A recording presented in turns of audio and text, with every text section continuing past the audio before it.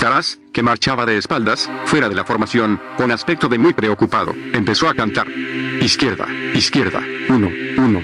La columna se alargó como una serpiente ante las negras fauces de la entrada a los sótanos del gimnasio, que empezó a tragarse una fila tras otra.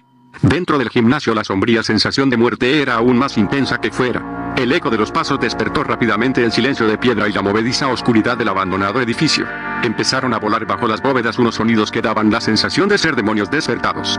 Entre los pesados pasos se oían los rumores y chillidos de las ratas inquietas que se perdían por los oscuros rincones.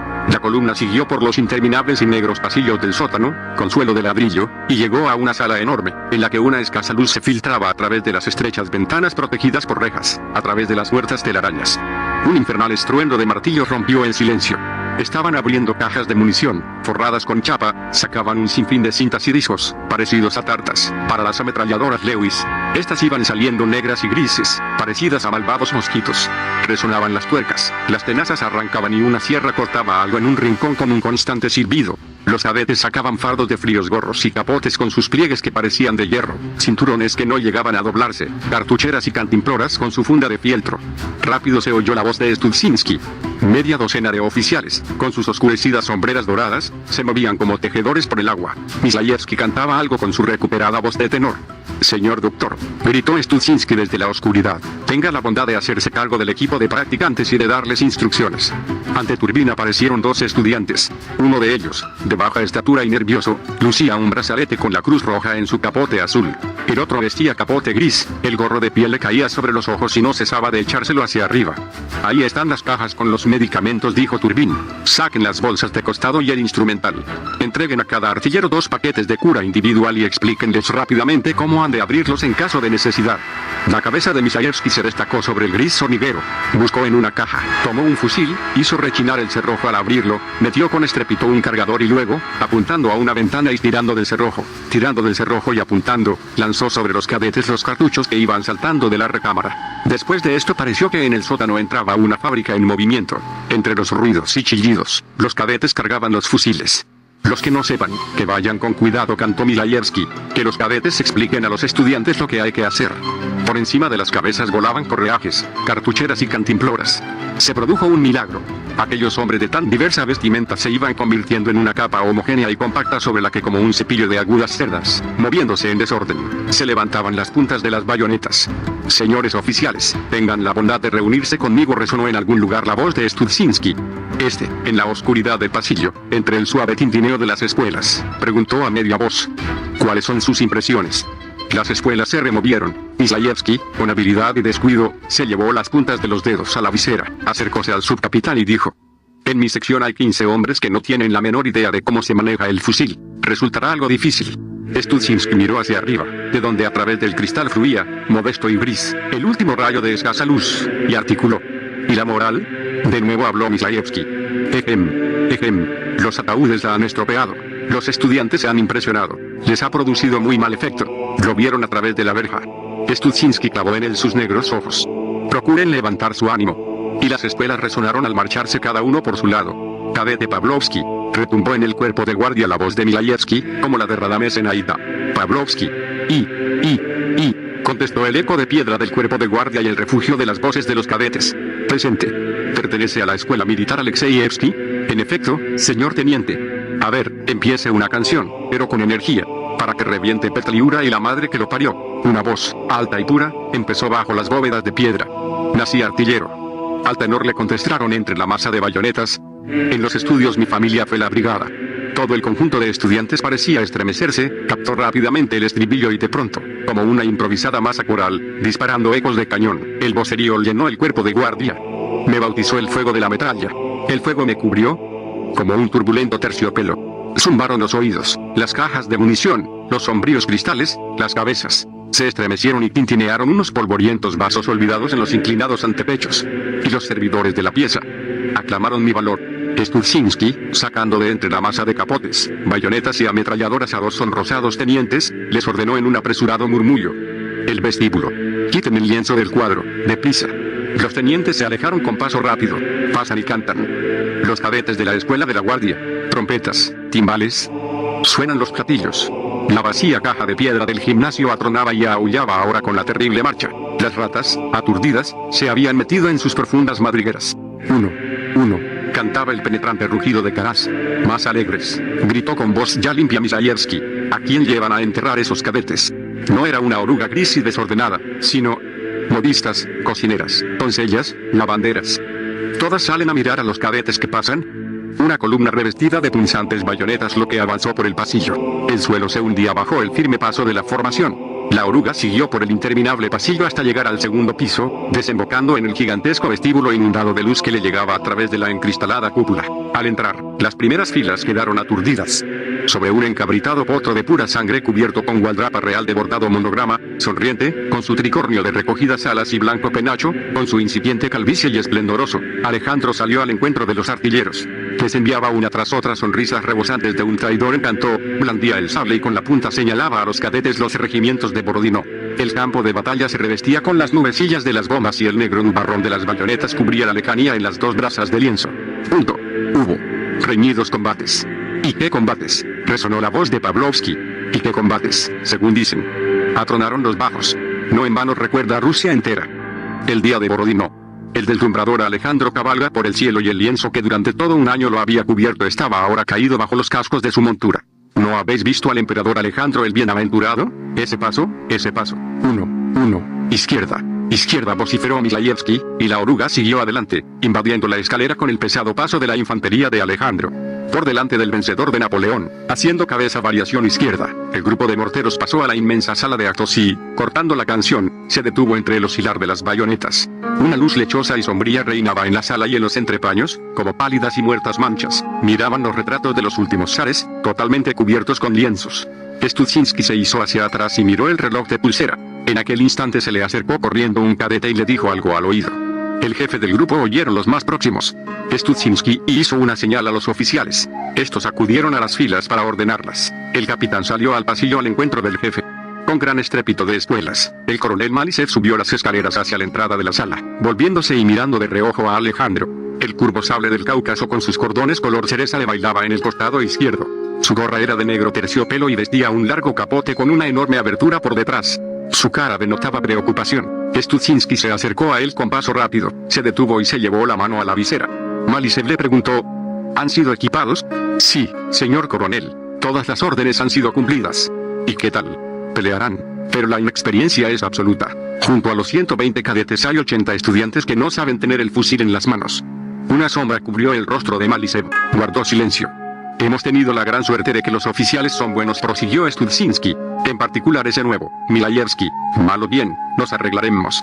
Ya, verá, disponga las cosas para que después de que pase revista al grupo, todos, a excepción de los oficiales y una guardia de 60 hombres escogidos entre los mejores cadetes, que se quedarán junto a las piezas y para la protección del edificio, se vayan a sus casas. El grupo entero deberá estar aquí mañana a las 7 de la mañana. El estupor deformó la cara de Studziński, cuyos ojos se desorbitaron con la más inconveniente mirada clavada en el señor coronel. Su boca se abrió. Señor coronel. La agitación hacía que Studziński acentuase las palabras en la penúltima sílaba. Permítame. Eso es imposible. La única manera de conservar un cierto espíritu de combate en el grupo es hacer que pasen aquí la noche. El señor coronel reveló acto seguido y con gran rapidez una nueva cualidad, la de enfadarse con la más extraordinaria perfección. Su cuello y sus mejillas se congestionaron y sus ojos echaron chispas. Capitán, replicó con voz desagradable, ordenaré que en el estadillo figure usted a los efectos del sueldo no como primer oficial, sino como conferenciante, y esto será desagradable, porque suponía que siempre podía contar con usted como oficial experto, y no como profesor civil. Verá, no necesito conferencias, le ruego que prescinda de los consejos. Escuche y recuerde, y cumpla lo que recuerde. Ambos se quedaron mirando uno a otro fijamente. El cuello y las mejillas de Studziński se tiñeron de rojo, sus labios temblaron, como si emitiese un silbido, articuló: a sus órdenes, señor coronel. De eso se trata, de cumplir las órdenes. Mándelos a casa, que duerman bien, que vayan sin armas y que mañana a las 7 se presenten. Todavía más, que salgan en grupos pequeños, y no por secciones, y sin emblemas, para no atraer la atención de la gente. Un rayo brilló en los ojos de Studziński. Había comprendido. La ofensa se apagó en sus pupilas. A sus órdenes, señor coronel. El tono del señor coronel cambió bruscamente. Alexander Bronislavovich, hace tiempo que lo conozco como oficial experto y combativo. También usted me conoce. Dejemos, pues, a un lado las ofensas. En una hora como esta son extemporáneas. Si he dicho algo desagradable, olvídelo, también usted. Studzinski enrojeció todavía más. Así es, señor coronel, reconozco mi culpa. Perfectamente, no perdamos tiempo para evitar que se enfríen. En una palabra, todo queda para mañana. Mañana veremos las cosas más claras. En todo caso, le prevengo, no hay que preocuparse para nada de las piezas. Tenga presente que no dispondremos ni de caballos ni de proyectiles. Quiere decirse mañana desde la primera hora se dedicarán a hacer ejercicios de tiro de fusil, solo eso. Hay que conseguir que mañana al mediodía el grupo sepa disparar como un regimiento distinguido, y a todos los cadetes con experiencia se les entregarán granadas. ¿Comprenden? Sombras tenebrosas iban cubriendo a Studzinski, que escuchaba con gran atención. ¿Me permite una pregunta, señor coronel? Sé lo que quiere preguntarme. Puede ahorrárselo. Le contestaré, pésimamente. Hay ocasiones en que uno se ve peor, pero en muy contadas veces. ¿Lo comprende ahora? Efectivamente. Verá, Malice bajó mucho la voz. No quiero quedarme en este saco de piedra en una noche tan sospechosa. Podría poner en un mal trance a 200 muchachos de los que 120 no saben manejar el fusil. Studzinski guardó silencio. En eso quedamos. De lo demás hablaremos por la noche. Hay tiempo para todo. Vamos allá. Y entraron en la sala. Firmes, señores oficiales, gritó Studzinski. Salud, artilleros. Studzinski, como un inquieto director de orquesta, agitó la mano tras las espaldas de Malisev y la gris y erizada pared estalló en tal grito de respuesta que temblaron hasta los vidrios. Malisev miró alegremente las filas, apartó la mano de la visera y empezó a hablar. Magnífico, artilleros. No emplearé muchas palabras. No sé hablar. No acostumbro a intervenir en mítines. Por eso seré breve. Golpearemos al hijo de perra de Petliura y, está seguros, lo remataremos. Entre vosotros hay muchos que proceden de las escuelas de Vladimir, Konstantin y Alexeyev, cuyas áquilas no conocieron ni una sola vez la vergüenza. Otros muchos habéis sido educados en este famoso gimnasio. Sus viejas paredes os contemplan. Espero que no les haréis enrojecer de bochorno. Artilleros del grupo de morteros, defendamos la gran ciudad en las horas en que el bandido la asedia. Cuando disparemos con nuestras piezas de 6 pulgadas contra ese simpático presidente, verá el cielo más cerca que sus propios calzoncillos. Maldito sea. A punto. Contestó la erizada masa, dominada por la facilidad de expresión del señor coronel. Poned todo vuestro empeño, artilleros. Studzinski, como un director de escena desde bastidores, agitó asustado la mano y de nuevo la explosión de todas las gargantas, repetida por el trueno del eco, hizo caer del techo capas de polvo. ¡Hurra! 10 minutos después en la sala de actos, como en el campo de Borodino, había cientos de fusiles en pabellón. Las negras siluetas de 2 centinelas se perfilaban en los extremos de la polvorienta llanura del parquet, cubierta de ametralladoras. A lo lejos, abajo, resonaban y se alejaban los pasos presurosos de los bisoños artilleros, que abandonaban el edificio de conformidad con la orden recibida. En los pasillos se oían ruidos de hierro y gritos de los oficiales. El propio Studzinski colocaba los puestos. Luego, inesperadamente, se dejó oír el cornetín. En sus desgarradas notas, que volaban por todo el gimnasio, no había amenaza, sino que se percibía una clara sensación de inquietud. Todo sonaba a falso. En el pasillo, entre 2 tramos de la escalera que conducía al vestíbulo, estaba un cadete con los carrillos hinchados. Las ajadas cintas de San Jorge colgaban del deslucido cobre del cornetín. Mislayevsky, con las piernas abiertas como los brazos de un compás, se esforzaba en instruir al corneta. No tanto. Así, sople. Lleva mucho tiempo sin que nadie pusiera las manos en él. A ver, toque alarma. Ta-ta-tan-ta-tam, cantó el cornetín, sembrando el espanto y la inquietud entre las ratas. Las sombras del crepúsculo se habían adueñado de la sala. Ante el campo con los fusiles en pabellón quedaron Malisev y Turbin.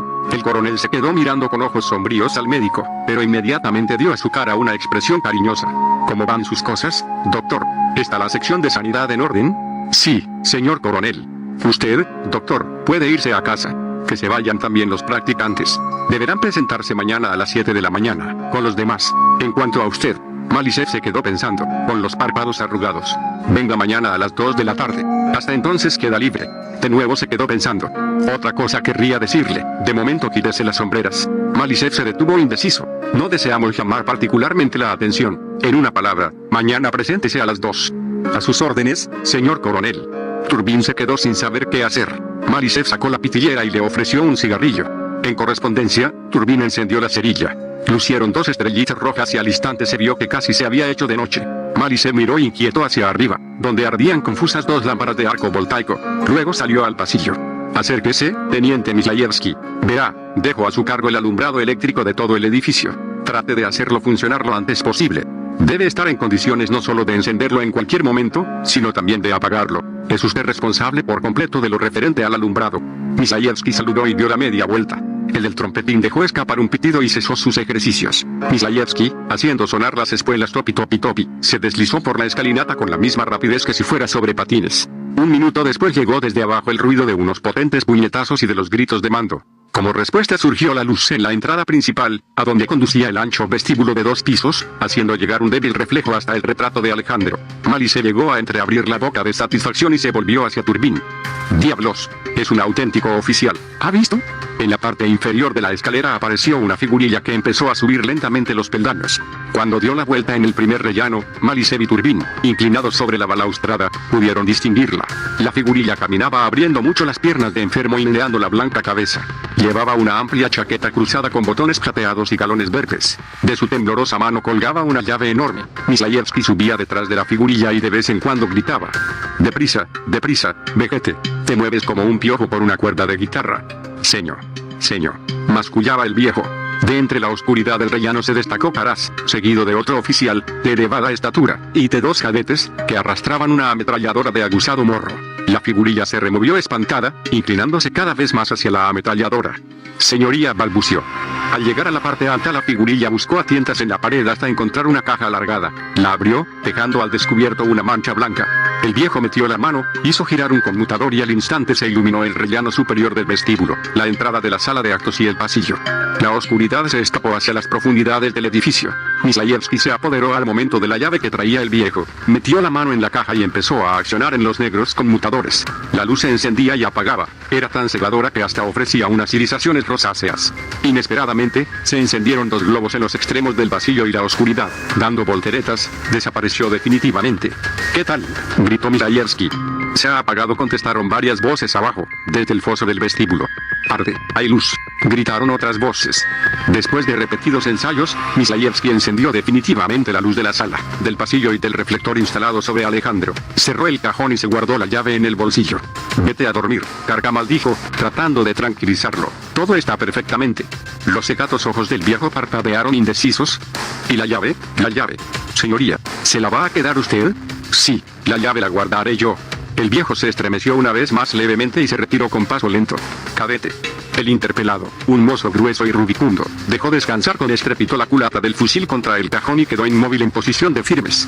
«Únicamente podremos acercarnos aquí el comandante del grupo, el primer oficial, y yo, nadie más. En caso necesario, si se lo ordenamos uno de nosotros 3, romperá la tapa, pero con cuidado para que de ningún modo se estropeen los aparatos». «A sus órdenes, señor teniente». Mislayevsky se acercó a Turbin y le dijo a media voz: «¿Has visto? Es Maxim». «Sí», contestó Turbin. El coronel se detuvo en la entrada de la sala de actos y 1000 reflejos brillaron en los dibujos de plata de su sable. Hizo una señal a Mislayevsky para que se le acercara y le dijo: «Estoy muy contento, teniente, de tenerlo en nuestro grupo. Magnífico. Trataré de merecer siempre este concepto, señor coronel. Encárguese de que enciendan la calefacción aquí en la sala para que los cadetes que se queden puedan entrar en calor. De lo demás me ocuparé yo. Haré que les traigan comida y algo de vodka. No mucho, pero lo suficiente para que se reanimen». Mislayevsky miró al señor coronel con la más agradable de sus sonrisas y carraspeó muy significativamente. «Ejem».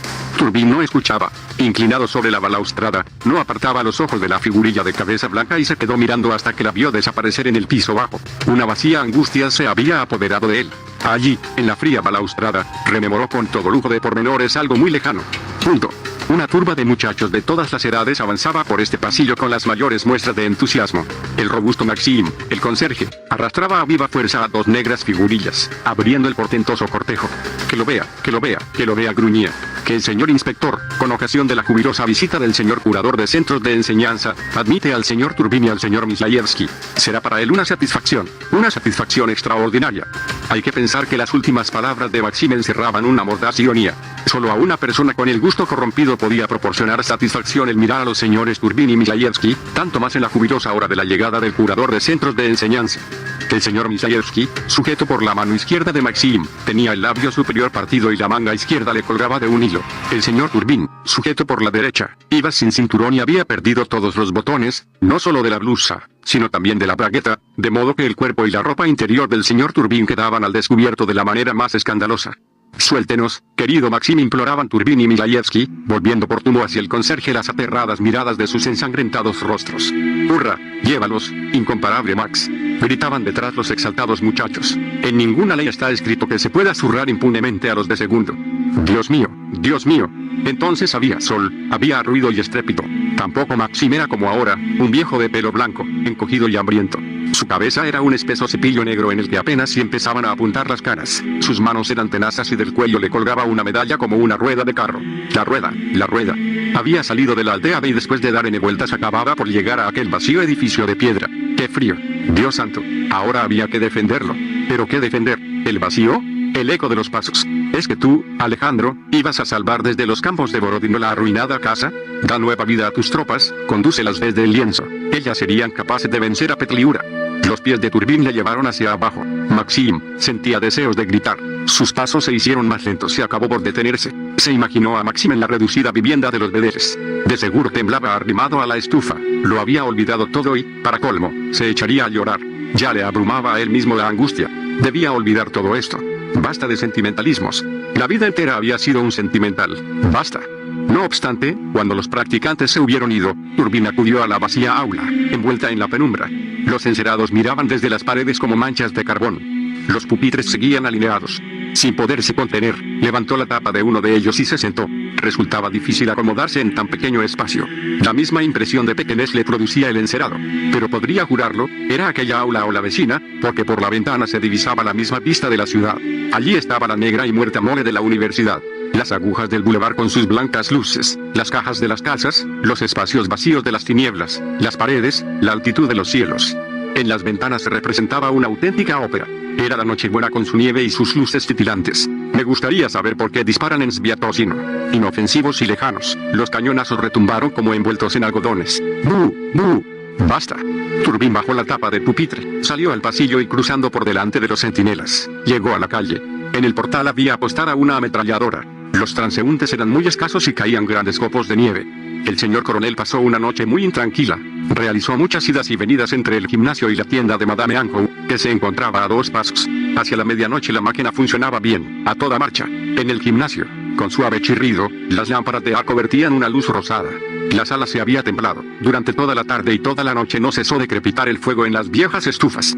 Los cadetes, al mando del Misayevsky, utilizaron viejas revistas para encender la lumbre y luego, durante toda la noche, mantuvieron el fuego con la madera de los viejos pupitres, que rompían a hachazos. Studziński y Misayevsky, que se habían reconfortado cada uno con 2 vasos de alcohol. El señor coronel había cumplido su promesa y lo había proporcionado en cantidad suficiente para entrar en calor, medio cubo, turnándose. Durmieron 2 horas en el suelo junto a los cadetes, cerca de las estufas, mientras el rojizo resplandor del fuego y las sombras caían sobre sus caras. Luego se levantaron y se dedicaron a comprobar los puestos, yendo sin cesar de un centinela a otro. Taras estaba de guardia en las entradas del jardín con los servidores de ametralladoras, envueltos en grandes capotones de piel de cordero y relevándose cada hora. Había 4 cadetes ante los morteros de anchas bocazas. En la tienda de Madame Anjou la estufa estaba al rojo blanco. Un cadete montaba la guardia en la puerta, sin apartar la vista de la motocicleta, y otros 4 dormían como troncos en el interior, sobre sus capotes. A la 1, el señor coronel se instaló definitivamente en la tienda de Madame Anjou. Empezó a bostezar, pero no se acostó todavía, sin cesar de hablar con alguien por teléfono. A las 2 llegó con gran estruendo una motocicleta y de ella se bajó un hombre vestido de militar, con capote gris. «Déjale pasar, es para mí». Aquel hombre entregó al coronel un voluminoso hato envuelto en una sábana y atado en cruz con una cuerda. El señor coronel lo guardó personalmente en un reducido cuarto oscuro, en la trastienda, y cerró la puerta con candado. El hombre de gris se fue en su motocicleta y el señor coronel pasó a la galería. Extendió el capote en el suelo, reunió un montón de trapos que pudieran servirle de almohada y después de ordenar al cadete de guardia que le despertase a las 6 en punto, se acostó y se quedó dormido. 7. La oscuridad, negra como el carbón, se había adueñado a aquellas altas horas de la noche de las terrazas del mejor lugar del mundo, de la montaña de San Vladimir. Los senderos de ladrillo y las avenidas se hallaban cubiertos por una interminable y esponjosa capa de nieve que nadie había pisado. En toda la ciudad, ni un alma, ni un pie habían inquietado a lo largo del invierno los numerosos pisos de la mole. ¿Quién iba a pasar el invierno por la montaña, y tanto más con semejante tiempo? No era broma. Ni el más valiente se atrevería. Además que no tenía nada que hacer allí. No había más que un lugar iluminado, la negra estatua de hierro fundido de San Vladimir con la cruz de 3 brazos en la mano, sobre un pedestal terriblemente pesado. Todas las tardes, cuando las sombras envolvían la nieve desprendida de lo alto, las pendientes y las terrazas, la cruz se encendía y ardía la noche entera. Se veía desde muy lejos, desde más de 40 verstas, en las negras lontananzas que llevaban a Moscú. Pero en la montaña era muy poco lo que iluminaba. La pálida luz eléctrica, al caer, rociaba un costado negro verdoso del pedestal y sacaba de las tinieblas la balaustrada y un trozo de la verja que rodeaba la terraza de en medio. Nada más. Y no era nada lo que seguía. La oscuridad más completa. Entre las sombras, los árboles con sus copas cubiertas de blanco como arañas envueltas en fundas de gasa y unos montones de nieve en los que cualquiera se hundiría hasta el cuello. Un espanto. Se comprende que nadie se aventura por aquellos andurriales. Ni el más atrevido. Además que allí a nadie se le había perdido nada. Otra cosa era la ciudad. Era una noche preñada de alarmas, grave, de un ambiente de guerra. En el callejón más oscuro, de pronto, brotaba un cono azul. Alto. Un crujido de nieve. Otro. Por el centro de la calzada se arrastran unos peones con sus cascos de acero. Negras orejeras. Un crujido. No llevan los fusiles colgados del hombro, sino prestos a disparar. Con los alemanes, de momento, no se podían gastar bromas. Ocurriera lo que ocurriese, los alemanes eran algo serio. Se parecían a escarabajos peloteros. La documentación. Alto. El cono de luz de la linterna. Hola. Se acerca un pesado automóvil barnizado en negro, con 4 faros. No se trata de un cualquiera, porque tras el resplandeciente coche sigue una escolta de 8 jinetes al trote largo. Pero a los alemanes les es lo mismo. Gritan al automóvil. Alto. ¿Quién es? ¿A dónde va? ¿Para qué? El comandante en jefe, general de caballería Belorukov. Eso es otra cosa, claro. A este se le puede dejar pasar. En el fondo del coche, tras los cristales, se ve una cara pálida de poblados bigotes. En los hombros del capote se distingue el confuso brillo de las charreteras. Los alemanes se llevan la mano al casco. Cierto que en el fondo les importa un bledo del comandante en jefe Belorukov, de Petliura y del jefe de los Zulus de aquel miserable país. Sin embargo, cuando se vive entre Zulus hay que aullar como ellos, se llevan la mano al casco. Lo que se dice cortesía internacional. Es una noche grave, sumida en un ambiente de guerra. Desde las ventanas de Madame Anjou caen rayos de luz. Se ven sombreros de señora, corsés, pantalones y los cañones de Sebastopol. El cadete de guardia va y viene como un péndulo, transido de frío. Con la punta de la bayoneta dibuja el monograma del emperador. Mientras tanto allí, en el gimnasio de Alejandro, los globos de luz permanecen encendidos como si se diera un baile. Misayevsky, reconfortado con una cantidad suficiente de vodka, no cesa de ir y venir y mira a Alejandro el bienaventurado y el cajón de los conmutadores. Allí uno se siente seguro. Después de todo hay 8 ametralladoras montadas y los cadetes no son estudiantes. Estos pelearán. Los ojos de Misayevsky están encarnados como los de un conejo. Ha perdido la cuenta de las noches de poco dormir, mucho beber y plenas de sobresaltos. En la ciudad, por ahora la alarma es fácil de sobrellevar. Si vas bien vestido puedes ir donde quieras. Cierto que te darán el alto 5 veces. Pero si muestras la documentación en regla, te dejarán pasar. Resulta extraño que andes por la calle de noche, pero sigue adelante. Más a la montaña, ¿quién va a subir? Sería una estupidez completa. Y con el viento que sopla a aquella altura, cruza por las avenidas cubiertas de nieve y se te figurará oír la voz del diablo. Si alguien se ha atrevido a trepar a la montaña, de seguro que es el último de los miserables. Un hombre de esos que con cualquier gobierno se siente entre la gente como el lobo entre una jauría. Un auténtico miserable, como los de Víctor Hugo.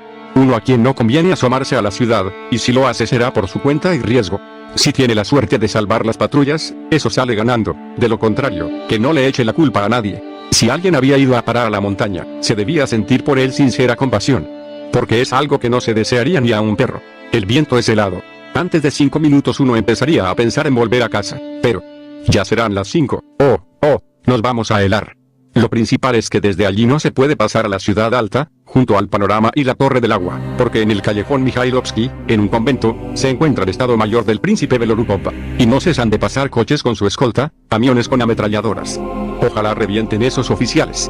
Patrullas, patrullas, patrullas.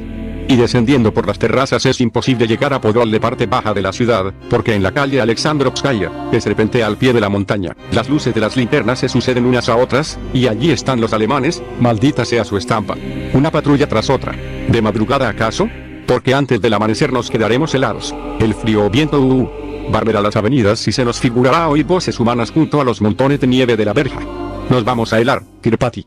Aguanta, Nemoliaka, aguanta. Antes del amanecer, la gente de las patrullas se quedará dormida. Podremos pasar a Vos, entraremos en calor en Sichija. Algo se remueve a lo largo de la verja y parece que 3 sombras muy negras se aprietan contra el parapeto, se alargan y miran abajo, donde la calle Alexandrovskaya se ve como si uno la tuviera en la palma de la mano. Está silenciosa, está vacía, pero de pronto corren 2 conos azulados. Pasan los coches de los alemanes o aparecen los aplastados cascos de las patrullas, de las que se desprenden unas cortas y aguzadas sombras. Y todo se ve como si lo tuvieran en la palma de la mano. En la montaña se destaca una sombra y susurra con una ronca voz de lobo. Arriesguémonos, Nemoliaka, vamos, ¿acaso podamos pasar? Nadie puede sentirse bien en la montaña. Y en el palacio, lo que son las cosas, tampoco se sentían bien. En él reinaba una extraña e inconveniente agitación, impropia de aquellas horas de la noche. Un viejo criado de patillas cruzaba con paso de ratón el reluciente parquet del salón con sus recargadas sillas pintadas de purpurina. A lo lejos resonaba el repiqueteo de un timbre eléctrico y de espuelas. En el dormitorio los espejos, de marcos descoloridos con un remate de coronas, reflejaban un cuadro extraño y muy poco natural. Un hombre flaco, de pelo gris, bigotillo recortado y afeitadas mejillas de pergamino, con un lujoso capote caucasiano adornado con cordones de plata, no cesaba de ir y venir nerviosamente. Junto a él se removían 3 oficiales alemanes y 2 rasos. Uno de capote caucasiano, como persona neutral, y el otro de berreta y pantalones de montar que denotaban su procedencia, de la caballería de la guardia, aunque con las sombreras en forma de cuña de Lehmann. Entre los 5 ayudaron al primero a cambiar de ropa. Le despojaron del capote caucasiano, de los anchos calzones y de las botas de charol, le hicieron ponerse un uniforme de mayor alemán y quedó convertido en uno de tantos, como otros cientos de mayores alemanes. Luego se abrió la puerta, se descorrieron los polvorientos cortinones palatinos e hicieron pasar a otro hombre, que lucía el uniforme de médico militar del ejército alemán. Este trajo consigo un montón de paquetes, los abrió y con mano hábil vendó la cabeza del recién nacido mayor alemán de tal modo que solo quedó visible el ojo derecho de zorro y los finos labios, que dejaban al descubierto varios dientes de oro y de platino. La inconveniente agitación se prolongó a un cierto tiempo. A los oficiales reunidos en el salón de las recargadas sillas y en la sala vecina les explicó un teutón, en alemán, que el mayor Bonstadt, al descargar el revólver, se había herido involuntariamente en el cuello y tenía que ser llevado con toda urgencia a un hospital alemán. Por allí cerca sonó un teléfono. En otro lado cantó un pájaro. Luego, a la entrada lateral del palacio, a través del portón de complicada talla, se acercó una silenciosa ambulancia con su cruz roja pintada. Sacaron en camilla al misterioso mayor Bonstadt, con la cara envuelta en gasas y el capote abrochado hasta el último botón, abrieron la parte trasera del coche y colocaron en él la camilla. Se alejó la ambulancia, dejando escapar ruidosamente los gases al dar la vuelta y salir a la calle. En el palacio siguieron, hasta hacerse de día, el nerviosismo y los sobresaltos. Siguieron encendidas las luces de las salas de retratos y los salones de molduras sobredoradas, el teléfono resonó con frecuencia y las caras de los criados parecieron hacerse más descaradas, en sus ojos apuntaban unas chispas de alegría. Un hombre con uniforme de coronel de artillería se acercó al teléfono instalado en una pequeña pieza de la planta baja. Cerró cuidadosamente la habitación de descoloridas paredes, que nadie diría que perteneciera a un palacio, y solo entonces descolgó el aparato. Pidió a la señorita de guardia de la central el número. Cuando lo hubo conseguido dijo Mercy, enarcó los cejas en un gesto severo e inquieto y preguntó en tono íntimo, con voz un tanto sorda: ¿es el mando del grupo de morteros? El coronel Malisev no pudo dormir hasta las 6:30, tal y como pensaba. A las 4 de la madrugada el pájaro de la tienda de Madame Anjou empezó a cantar con particular insistencia y el cadete de guardia se vio obligado a llamar al señor coronel. Este se despertó con sorprendente rapidez y al instante se dio cuenta de las cosas como si no hubiese llegado a cerrar los ojos. No riñó al cadete que había interrumpido su sueño. La motocicleta le llevó a algún sitio a las 4:30. Y a las 5, cuando el coronel volvió a la tienda de Madame Anjou, su cara estaba tan grave y ceñuda como la del coronel que desde el teléfono del palacio había llamado al grupo de morteros.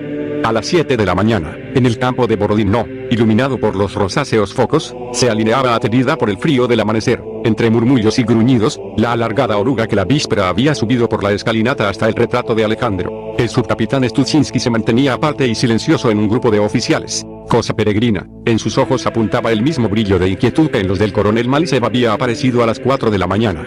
Pero cualquiera que hubiese visto al coronel y al subcapitán en aquella noche memorable habría podido determinar al instante cuál era la diferencia entre uno y otro. Los ojos de Studziński denotaban la inquietud del presentimiento, mientras que los de Malisev dejaban ver la inquietud de lo definido, cuando todo es ya completamente claro, comprensible y pésimo. Studziński llevaba en la mano la larga relación de los componentes del grupo. Acababa de pasar lista y había podido comprobar que faltaban 20 hombres. Por ello las hojas de papel guardaban las huellas de los bruscos movimientos de los dedos del subcapitán, estaban todas arrugadas. En la sala, ahora fría, se veía el humo de los cigarrillos de los oficiales reunidos en grupo. A las 7 en punto apareció ante la formación el coronel Malisev y, como el día anterior, fue acogido con un estruendoso saludo. El señor coronel ceñía el mismo sable que la víspera, pero, en virtud de ciertas causas, la plata de la empuñadura no desprendía ya 1000 reflejos. En el costado derecho del coronel descansaban el revólver enfundado, aunque la funda, sin duda por una distracción muy poco común en el coronel Malisev, estaba desabrochada. El coronel dio un paso adelante, con la mano izquierda, enguantada, apoyada en la empuñadura del sable y la derecha, sin calzar el guante, pegada suavemente a la funda del revólver, y pronunció las siguientes palabras: ordeno a los señores oficiales y a todo el personal del grupo de morteros que escuchen con la mayor atención lo que voy a decirles. Esta noche se han producido grandes cambios en nuestra situación, en la situación del ejército y, yo diría, en la situación de Ucrania como Estado. Por eso les anuncio que el grupo ha sido disuelto. Cada uno de ustedes deberá quitarse todo género de insignias. Pueden llevarse del almacén de intendencia cuanto deseen y se irán a sus casas. Permanecerán ocultos, procurando pasar inadvertidos, y esperarán a que yo les llame de nuevo. Hizo una pausa, con lo que pareció acentuarse el absoluto silencio que reinaba en la sala. Hasta los faroles dejaron de crepitar. Todas las miradas de los artilleros y del grupo de oficiales estaban concentradas en un punto, en el recortado bigotillo del señor coronel. Este reanudó su arenga. Les llamaré en cuanto se produzca el menor cambio en la situación. Debo decirles que hay pocas esperanzas. Yo mismo no sé ahora cómo se desenvolverán los acontecimientos, pero pienso que lo mejor que puede hacer cada uno de ustedes. El coronel gritó las palabras que siguieron. Sí, lo mejor es tratar de llegar al don. Así, pues, ordeno que todo el grupo, a excepción de los señores oficiales y de los cadetes que esta noche han estado de guardia, se vuelvan inmediatamente a casa. Recorrió un rumor por toda la formación, y las bayonetas quedaron inmóviles. Las caras denotaban perplejidad y pareció que en las filas algunos ojos brillaban contentos. El subcapitán Stulcinski se separó del grupo, palidísimo y mirando de reojo. Dio unos pasos hacia el coronel Malisev y se volvió hacia los oficiales. Misayevsky no le miraba a él, seguía con los ojos clavados en el mismo punto de antes, en el bigotillo del coronel Malisev, y su aspecto era como si quisiera, fiel a su costumbre, lanzar una blasfemia. Karas se puso en jarras con un gesto absurdo, sin cesar de parpadear. Y en el grupito de los jóvenes alféreces se susurró una palabra destructora y que no venía a cuento: detenerlo. Punto. ¿Qué es eso? ¿Por qué? Se oyó una voz debajo entre las filas de los cadetes. Hay que detenerlo. Traición. Stulcinski, en un arranque de inspiración, miró el globo que lucía sobre su cabeza. Sus ojos resbalaron por la mano que no se separaba de la funda del revólver y gritó: la primera sección. La primera fila de uno de los flancos se rompió. Varias figuras grises se separaron de la formación y se produjo un tremendo revuelo. Señor coronel, dijo Stulcinski con voz completamente ronca, queda detenido. Hay que detenerlo, gritó con voz sonora de histérica un alférez, que se acercó al coronel. Esperen, señores, dijo Karas que, aunque despacio, había acabado por darse cuenta de lo que estaba ocurriendo. Misayevsky se separó ágilmente del grupo, agarró de la manga del capote al expansivo alférez y le hizo volver atrás. Suélteme, señor teniente, gritó colérico y desencajado el alférez. Silencio, gritó con voz muy segura el señor coronel. Cierto que estaba tan desencajado como el alférez, cierto que su cara se había cubierto de manchas rojas, pero en sus ojos había más seguridad que en el grupo entero de los oficiales. Y todos se detuvieron. Silencio, repitió el coronel. Les ordeno que vuelvan a sus puestos y escuchen. Todos quedaron callados. La mirada de Misayevsky se hizo particularmente atenta. Parecía que una idea había cruzado por su mente y esperaba del señor coronel novedades mucho más interesantes que las que hasta ahora había comunicado. Sí, empezó el coronel, sin poder dominar un tic nervioso. Sí. Bien me habría ido si hubiese ido al combate con la gente que Dios nuestro Señor me mandó. Pero que muy bien. Pero lo que se puede perdonar a un estudiante voluntario, a un joven cadete y, en caso extremo, a un alférez, es totalmente imperdonable en usted, señor subcapitán. El coronel clavó en Stulcinski una mirada durísima. En los ojos del señor coronel brillaron unas chispas de auténtica irritación. De nuevo se hizo el silencio. Meram prosiguió. En toda mi vida tomé parte en mítines, pero por lo visto ahora no hay otro remedio. ¿Qué le vamos a hacer? Empezaremos el mitin. Pues bien, el intento de detener a su jefe les acredita como buenos patriotas, pero también indica que ustedes, los oficiales, son, como lo diría, inexpertos. En pocas palabras, no tengo tiempo ni ustedes tampoco, subrayó en tono siniestro y significativo el coronel. La cuestión es, ¿a quién quieren defender? Silencio. ¿A quién quieren defender? Pregunto. Insistió amenazador el coronel. Misayevsky, con muestras del más vivo interés, dio un paso al frente, se llevó la mano a la visera y dijo: estamos obligados a defender a Ledman, señor coronel. ¿A Ledman? Repitió Malisev. Perfectamente. Atención, firmes. Gritó de pronto con un vozarrón que hizo estremecer a todos. Oídme. Hoy, a las 4 de la mañana, el Ledman ha huido, abandonándonos vergonzosamente a nuestra suerte. Ha huido como el último canalla y cobarde. Una hora después ha huido también lo mismo que el Ledman, es decir, en un tren de los alemanes, el comandante en jefe de nuestro ejército, general de caballería Belorukov. Dentro de unas horas seremos testigos de la catástrofe. Los que, como vosotros, fueron engañados y arrastrados a la aventura, serán muertos como perros. Oídme, Petliura tiene en los accesos de la ciudad un ejército de más de 100.000 hombres, y mañana. ¿Pero qué digo mañana? Hoy mismo, y el coronel señaló con la mano las ventanas, en las que ya empezaba a verse un cielo azul con las unidades dispersas y desorganizadas de los desgraciados oficiales y cadetes abandonados por esos dos bellacos a quienes habría que ahorcar, se encontrarán frente a las tropas de Petliura, 20 veces superiores en número y muy bien armadas. Escuchadme, hijos míos. Gritó de pronto con voz desgarrada el coronel Malisev, que por su edad de ninguna manera podía ser padre de quienes tenía ante él, en todo caso podía hablarles como hermano mayor. Escuchadme. Yo, un oficial de carrera que hizo la guerra contra Alemania, de lo que el subcapitán Stulcinski es testigo, tomo sobre mi conciencia toda la responsabilidad. toda, os lo advierto, os mando a casa. ¿Me habéis entendido?, gritó.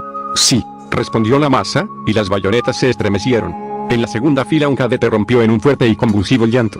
El subcapitán Studzinski, con gran sorpresa de todo el grupo de morteros y probablemente de él mismo, se llevó las enguantadas manos a los ojos, dejando caer las listas del personal, y rompió a llorar. Entonces, contagiados por el ejemplo, empezaron a llorar muchos cadetes. Las filas se descompusieron. La voz de Radames Mislayevsky, levantándose sobre la general algarabía, gritó al cornetín de órdenes: «Cadete Pavlovsky, toque silencio». «Señor coronel, ¿me da su permiso para incendiar el gimnasio?», preguntó Mislayevsky, mirando con ojos claros a Malisev. «No, no se lo doy», contestó cortés y tranquilo el coronel. «Señor coronel», insistió Mislayevsky con una voz en la que se le iba el alma, «Petliura se va a encontrar con el almacén de intendencia, los cañones y lo principal», e indicó con la mano hacia la puerta, al vestíbulo donde, sobre el rellano, se veía la cabeza del emperador Alejandro. «Sí que se encontrará con todo», confirmó amablemente el coronel. «¿Qué hacer entonces, señor coronel?». Malisev se volvió hacia Mislayevsky, lo miró atento y dijo lo siguiente: «Señor teniente, dentro de 3 horas Petliura tendrá en sus manos cientos de vidas. Lo único que siento es que ni al precio de la mía y ni siquiera de la suya, que para mí es más preciada, se entiende, pueda evitar esas muertes. Se lo ruego, no me hable más de retratos, cañones y fusiles». «Señor coronel», dijo Studzinski, cuadrándose ante Malisev, «en nombre de los oficiales a quienes he empujado a una acción tan vergonzosa y en el mío propio, le suplico que acepte nuestras excusas». «Las acepto», contestó cortésmente el coronel. Cuando sobre la ciudad empezaba a dispersarse la niebla de la mañana, los morteros de anchas fauces de la explanada habían perdido sus cierres. Las ametralladoras, previamente desmontadas, y los fusiles habían sido ocultados en el desván. Entre la nieve, en zanjas y en los sótanos quedaban escondidos montones de cartuchos. Los globos no desparramaban ya su luz en la sala y los pasillos. Las bayonetas de los cadetes, al mando de Mislayevsky, habían destrozado el blanco panel de los conmutadores. Por las ventanas entraba una luz azul. En el azul del rellano quedaban Mislayevsky y Karas, los últimos en abandonar el edificio. ¿Habrá advertido el coronel a Alexei?, preguntó preocupado Mislayevsky a Karas. «Claro que sí, ya ves que no se ha presentado». «¿Podremos ir esta tarde a casa de los Turbin?». «De ningún modo, tendremos que escondernos». «Se empezará a hablar. Vamos a la mía». La luz que las ventanas dejaban pasar era azulenca, pero en la calle era ya blanquecina y empezaba a levantarse la niebla. Segunda parte. 1. Sí, se veía la niebla. El frío que se metía en las carnes, las peludas patas, la nieve de la noche sin luna y luego con los primeros resplandores del amanecer. Fuera de la ciudad, en la lejanía, las cúpulas de las azules iglesias con sus doradas estrellas. Y sobre la ciudad, levantándose hasta el mismo cielo, la cruz de San Vladimir que no se apagaba hasta el amanecer, un amanecer que venía de la orilla izquierda del Dnieper, del lado de Moscú. Por la mañana se apagó.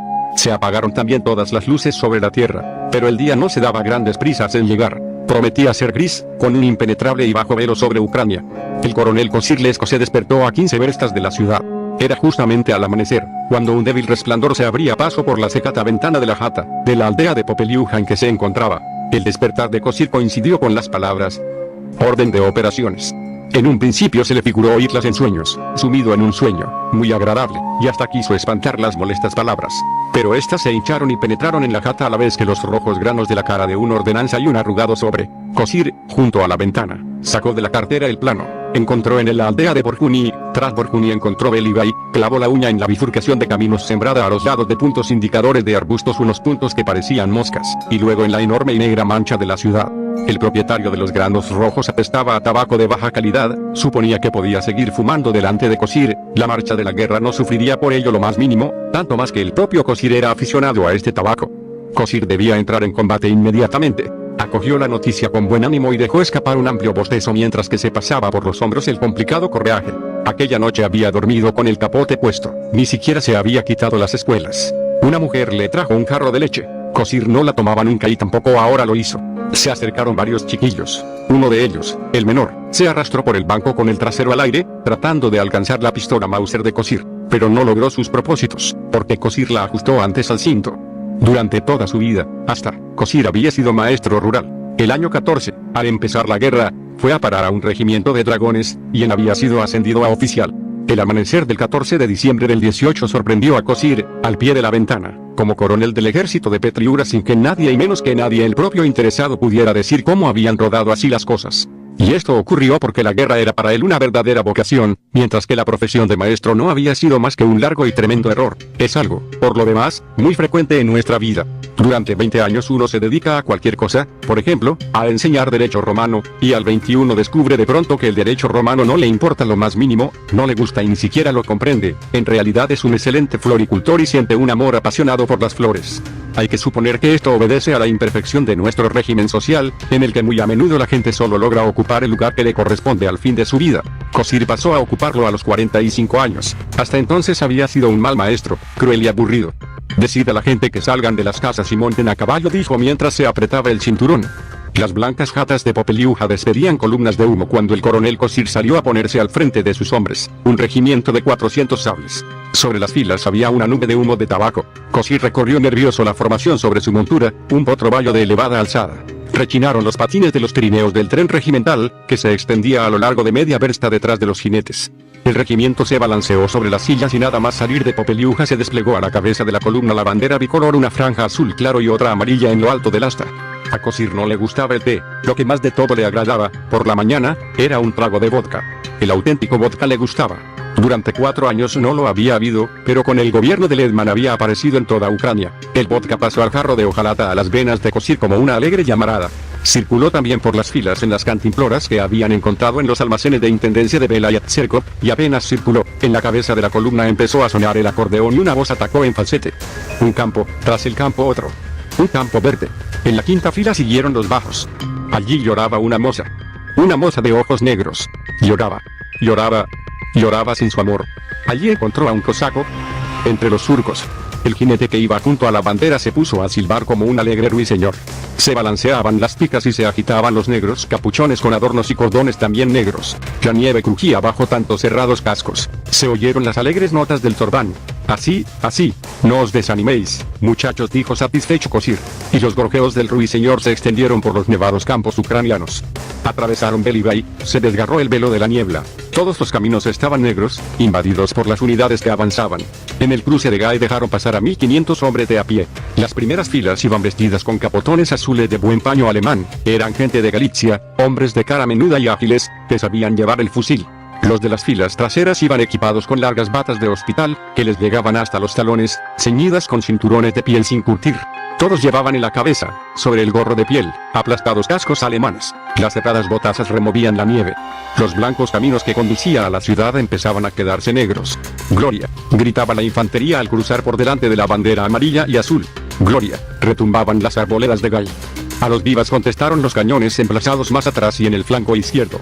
El coronel Toropets, jefe del cuerpo de reserva, había mandado aquella noche 2 baterías al bosque de la ciudad, emplazados en semicírculos en el mar de nieve. Los cañones habían empezado a disparar al amanecer. Las piezas de 6 pulgadas habían despertado con su estruendo los altos mástiles de los pinos cubiertos de nieve. 2 descargas seguidas hicieron saltar los cristales de numerosas casas de la gran aldea de Pushchavovitsa. Los proyectiles convirtieron en astillas unos cuantos árboles y levantaron grandes surtidores de nieve. Pero luego todo quedó en silencio. El bosque quedó como calvo, y solo las ardillas, turbada la paz de aquellos lugares, arañaban los centenarios troncos. Inmediatamente después las 2 baterías fueron retiradas de Pushcha y enviadas al flanco derecho. Atravesaron interminables campos de labor, seguidos de una zona boscosa, torcieron a un estrecho camino y al llegar al sitio en que este se bifurcaba, ya a la vista de la ciudad, se desplegaron. Desde las primeras horas de la mañana los proyectiles de metralla empezaron a explotar sobre Podgorodnia, sobre Savskaya y sobre el arrabal de Kurenevka. Parecía como si alguien se divirtiera con unos sonajeros. La gente se había refugiado ya por la mañana en los sótanos y con las primeras luces se pudo ver cómo las ateridas líneas de los cadetes cambiaban de posición, acercándose al centro de la ciudad. Por lo demás los cañones no tardaron en enmudecer, siendo reemplazados por el alegre repiqueteo de la fusilería en los arrabales, hacia el norte. Luego también cesó el fuego de fusil.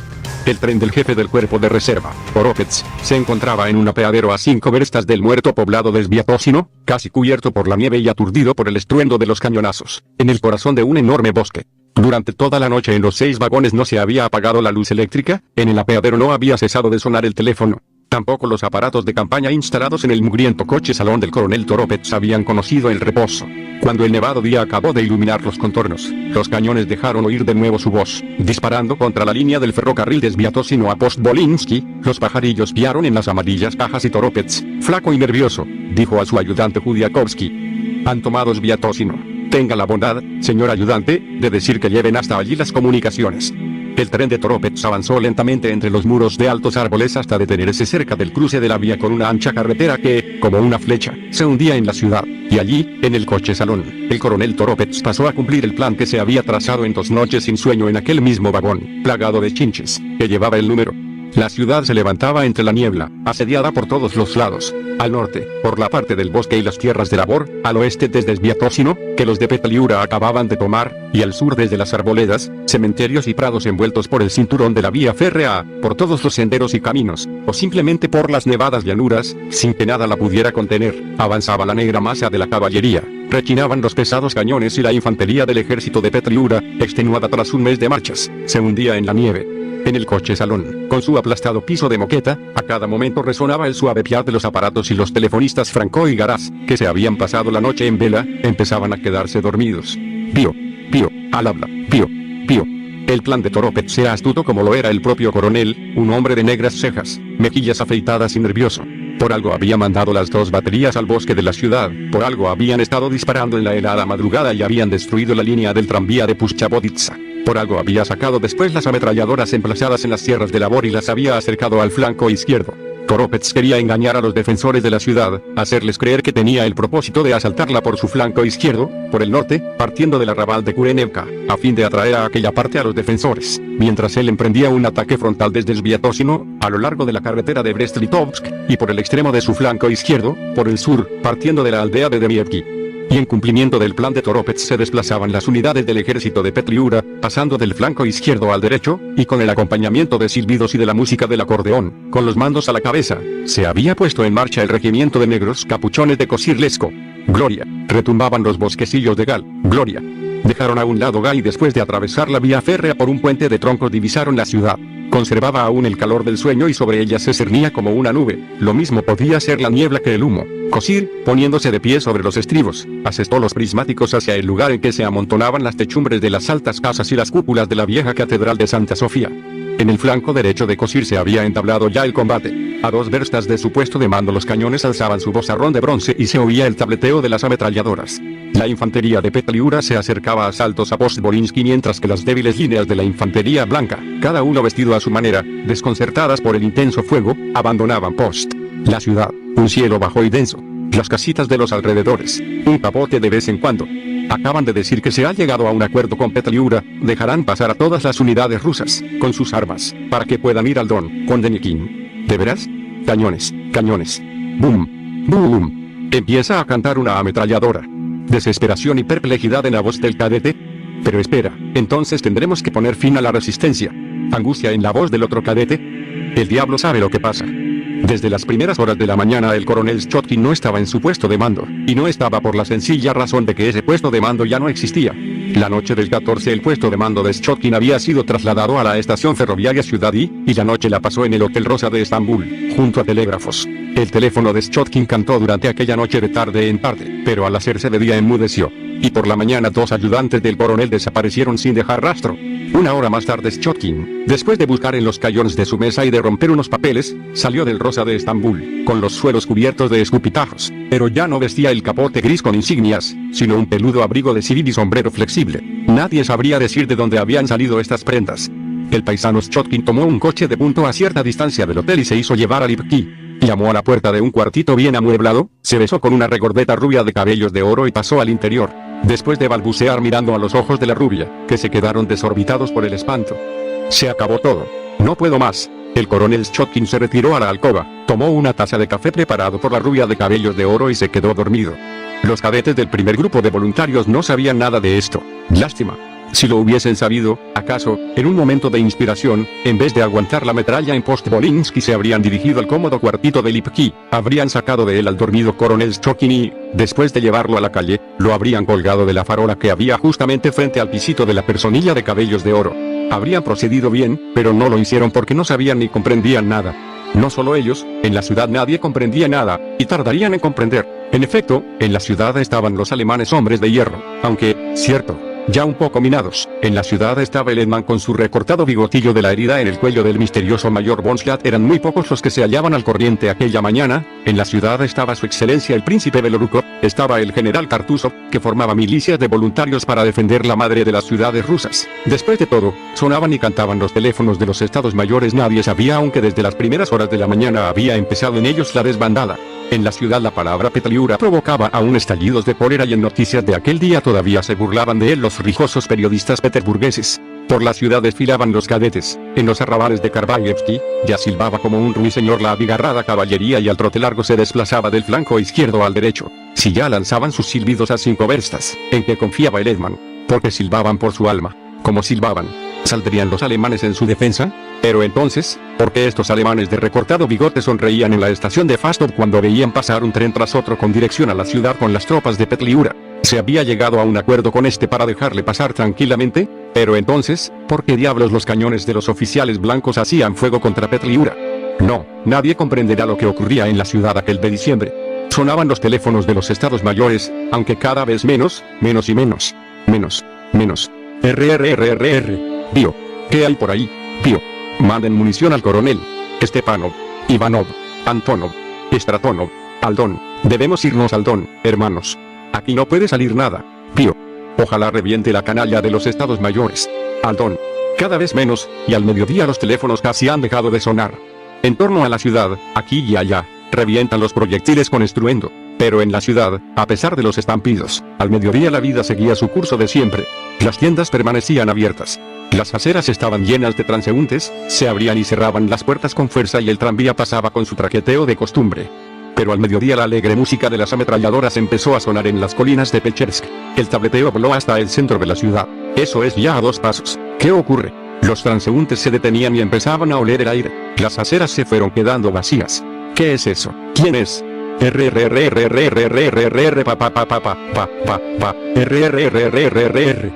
es? ¿Quién es? ¿No lo sabe? Es el coronel Bolbotún. Pues sí, se había sublevado contra Petliura.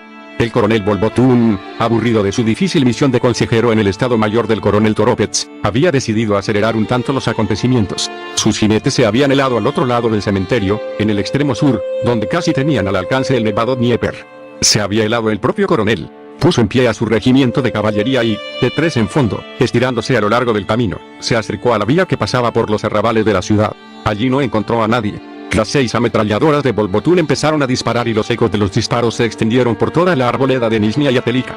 En un abrir y cerrar de ojos cortó la línea férrea y detuvo un tren de viajeros que acababa de cruzar el puente del ferrocarril y conducía a la ciudad a un buen número de moscovitas y peterburgueses con sus mantecosas mujeres y sus peludos bosquecillos.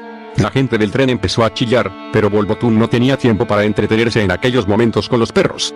Cundió la alarma y los trenes con vagones vacíos que había en la estación de ciudad y de mercancías, se fueron a la ciudad y, de viajeros. Las locomotoras de maniobra dejaron oír sus silbidos y las balas de la gente de Bolbotún cayeron como una inesperada granizada sobre los techos de las casas de la calle Sviatotroitskaya. Bolbotún entró en la ciudad y siguió adelante sin tropiezo hasta la misma escuela militar, dejando patrullas montadas en todas las esquinas. Solo allí, ante el descascarillado edificio de la escuela de Nicolás, con su fachada de columnas, encontró resistencia. Contra su gente abrió fuego una ametralladora, a la que se unieron algunos disparos de fusilería. En la sección de cabeza de Bolbotún cayó muerto el cosaco Butsenko, otros 5 hombres resultaron heridos y 2 caballos salieron con las patas rotas. Bolbotún se detuvo cierto tiempo. Se le figuró que frente a él tenía una gran fuerza.